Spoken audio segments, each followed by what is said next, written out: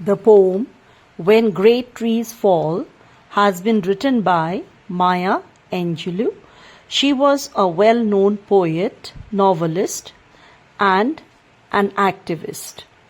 She uses her own experiences in writing poems. That is, most of her poems are autobiographical, and they show her writing style, which sensitizes the people against gender, bias, race, identity, etc. This particular poem was written by her in 1987 when a friend of hers, James Baldwin, died. Now, she felt a great loss at his death. So let's start the poem. When great trees fall, rocks on distant hills shudder. Lions hunker down in tall grasses, and even elephants lumber after safety. The poet has used a lot of figures of speech, imagery, and symbols in order to express her grief on the death of her friend.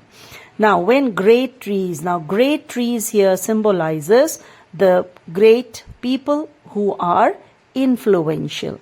Fall symbolizes death. So now, just like in a forest, when great trees, that is trees which have been standing for many years, they are the symbol of strength, long period of life, right? And of course, it's a metaphor.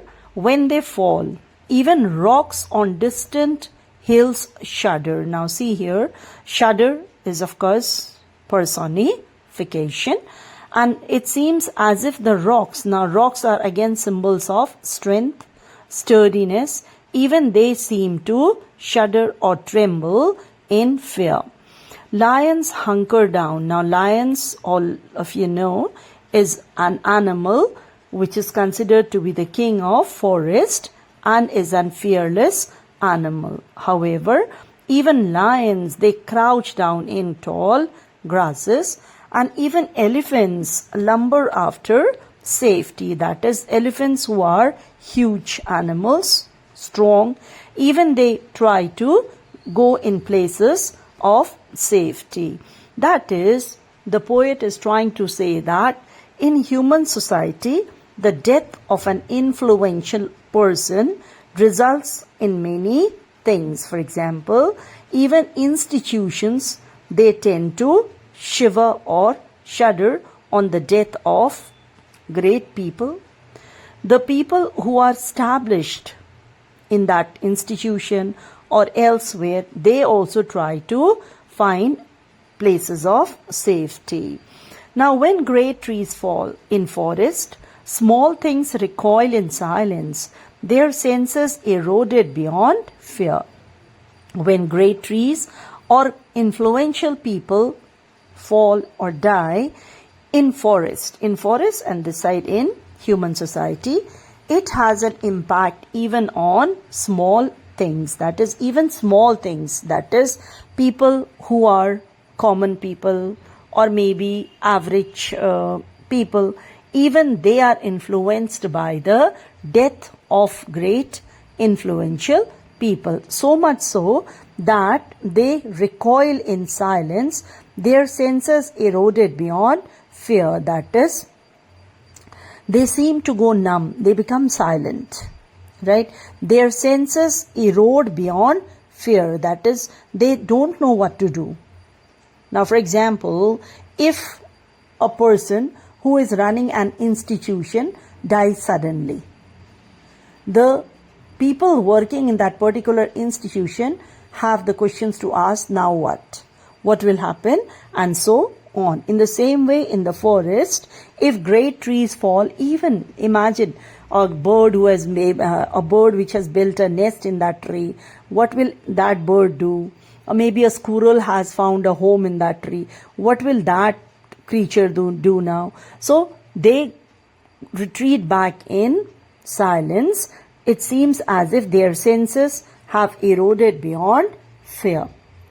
When great souls die, The air around us becomes light, rare, sterile. We breathe briefly. Our eyes briefly see with a hurtful clarity. Now, straightway the poet is saying, when great souls die. Now, the metaphor is no more there. That is, trees are not being addressed.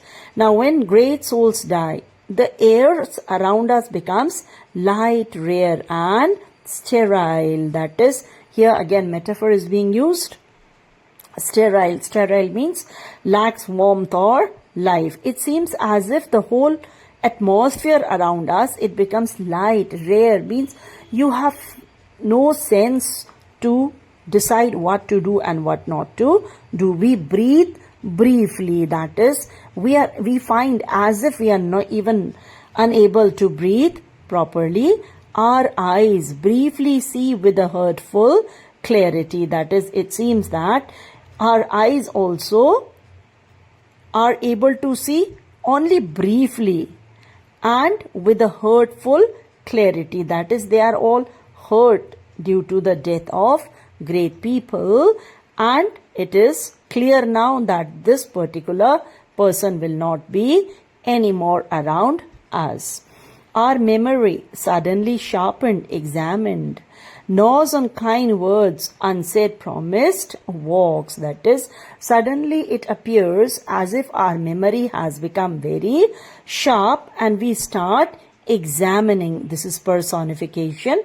Now, memory is an abstract idea. It cannot examine. However, personification is being used. Now, it seems gnaws. Now, the word G-N-A-W-S, gnaws, means to make somebody feel worried or frightened over a long period of time. So, we start gnawing on kind words, unsaid, promised, walks. That is, we recall those kind words said or unsaid to the person who is no more with us. Unsaid, promised, walks. That is, we must have made many promises that we shall do this, we shall do that, and now the person is no more around us, so those things are left to be done. Great souls die, and our reality bound to them takes leave of us. That is, here the poet says that when great souls die, we tend to lose the point of reference. That is, the binding is lost. The bound to them takes leave of us means the binding is lost.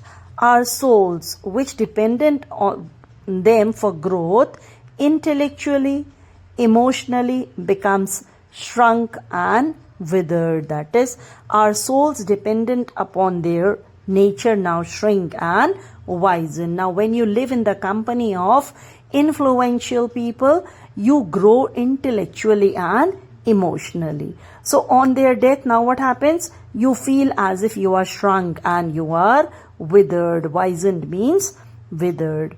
Our minds